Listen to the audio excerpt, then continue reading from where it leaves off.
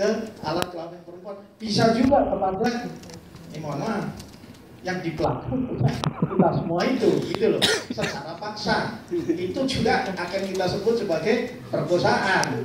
Itu ya, yang saya belum ketemu adalah kalau perkosaan perempuan. Nah, jadi ini harus kita clearkan ya. Jadi kalau misalnya laki-laki dengan laki-laki melakukan aksi pornografi, itu yang akan kita pidanakan, melakukan aksi pornografi yang kebetulan pelakunya adalah LGBT, yang sebelumnya pelakunya hanya bisa laki-laki atau perempuan saja. Itu loh, jadi perluasan subjek dan juga perluasan ya rumusan dari hukum itu yang menyangkut pidana.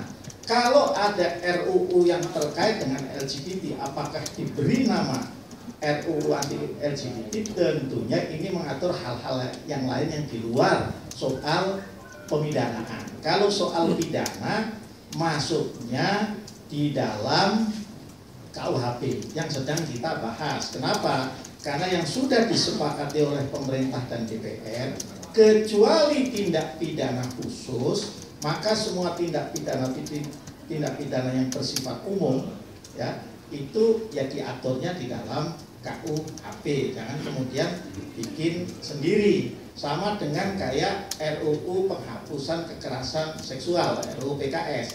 Itu nanti paling banter adalah kalau ada tindak pidana yang belum diatur di dalam RKUHP. Kalau yang sudah diatur ya ngapain bikin undang-undang lagi, apalagi ancaman hukumannya beda. Nanti bisa kayak pasal pidana di Perpu Ormas ya.